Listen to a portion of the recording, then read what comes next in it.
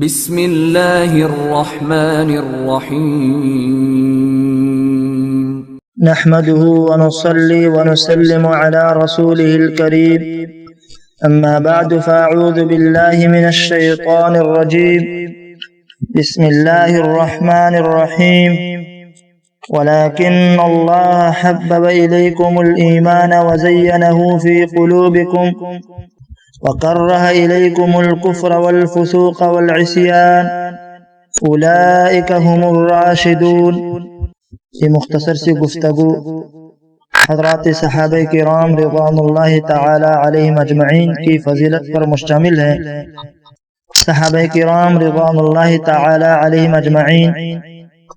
امت کا وہ مقدس اور پاکیزہ جماعت ہے،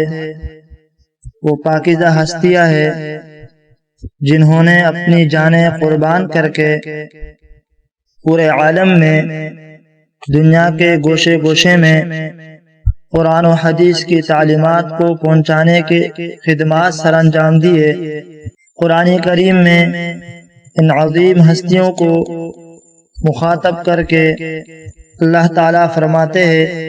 وَلَكِنَّ اللَّهَ حَبَّبَ إِلَيْكُمُ الْإِيمَانَ وَزَيَّنَهُ فِي قُلُوبِكُمْ وَكَرَّهَ إِلَيْكُمُ الْكُفْرَ وَالْفُسُوقَ وَالْعِصْيَانَ اولئک هم الراشدون۔ کہ اللہ تعالیٰ نے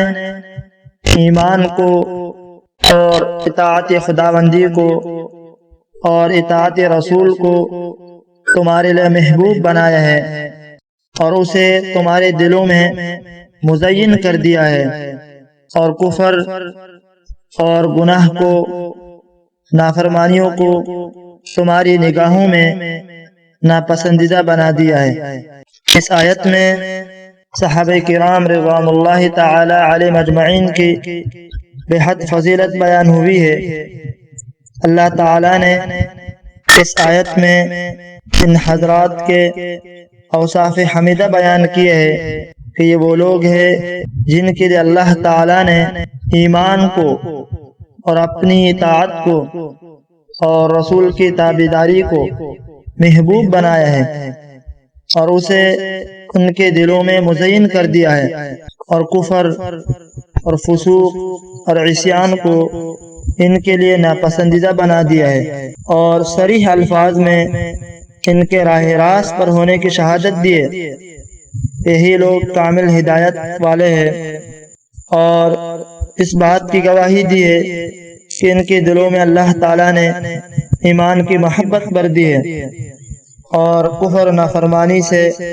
ان کو متنفر کر دیا ہے۔ ایک دوسرے مقام پر اللہ تعالیٰ کے ارشاد گرامی ہے والسابقون الاولون من المہاجرین والانصار والذین اتبعوهم بإحسان، کہ مہاجرین اور انصار میں سے سابقین اولین اور دوسرے وہ لوگ جو بلائی کے ساتھ، نیکی کے ساتھ ان کے پیروی کرنے والے ہیں، ان سب سے اللہ راضی ہوا اور یہ اللہ سے راضی ہے، اور اللہ تعالیٰ نے ان کے لیے باغات تیار کر رکھے ہیں جن کے نیچے نہریں بہتی ہے، اور یہ لوگ ہمیشہ ہمیشہ ان میں رہیں گے، اور یہ بہت بڑی کامیابی ہے۔ اس آیت سے معلوم ہوتا ہے کہ اس امت کے بہترین طبقات تین ہیں۔ نمبر ایک، مہاجرین میں سے السابقون الاولون، یعنی مکہ کے وہ حق پرست جنہوں نے دعوت حق کی قبولیت میں سبقت کی اور سب سے پہلے ایمان لائے اور اسلام قبول کیا، پھر صلح حدیبیہ سے پہلے غربت، تنگ دستی اور فقر و فاقہ اور مشکلات کے دور میں اپنا گھر بار چھوڑ کر ہجرت کی، اور دوسرے نمبر پر انصار میں سے السابقون الاولون، یعنی مدینہ کے وہ حق شناس جنہوں نے عین اس وقت جبکہ تمام عرب داعی حق کو جھٹلا رہا تھا اور آپ صلی اللہ علیہ وسلم کی تکذیب کر رہا تھا، اور سارے مشرکین آپ صلی اللہ علیہ وسلم کے قتل کے در پہ تھے اور آپ کو اپنے وطن سے، شہر سے نکلنے پر مجبور کر رہے تھے۔ ان حضرات نے دعوت حق کو قبول کیا آپ کی دعوت پر لبیک کہتے ہوئے دار اسلام میں داخل ہو گئے۔ تیسرے نمبر پر وہ لوگ تو ان دونوں جماعتوں کے قدم بقدم چلے،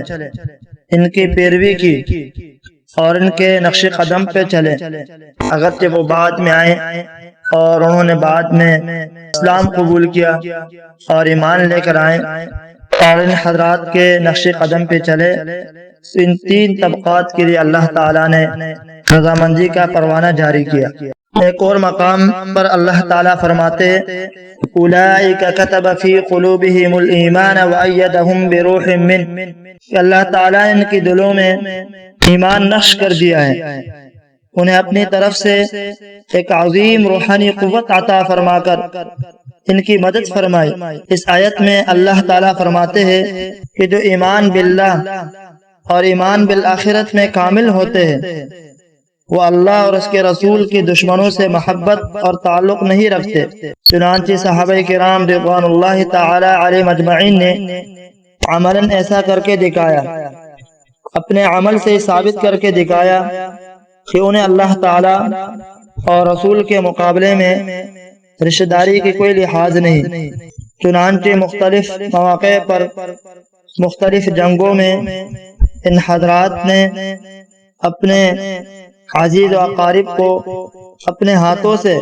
قتل کرنے میں تعامل نہیں کیا۔ اور صحابہ کرام رضوان اللہ تعالی علیہم اجمعین کے بارے میں آتا ہے کسی نے اپنے بھائی کو قتل کیا، کسی نے اپنے باپ کو قتل کیا جنگ کے موقع پر، کسی نے اپنے ماموں کو قتل کیا۔ ان تمام خدمات کے بدلے میں اللہ تعالیٰ نے ان کو اپنی رضامندی سے نواز دیا اور ان پر اس طرح اپنی انعامات کی بارش فرمائی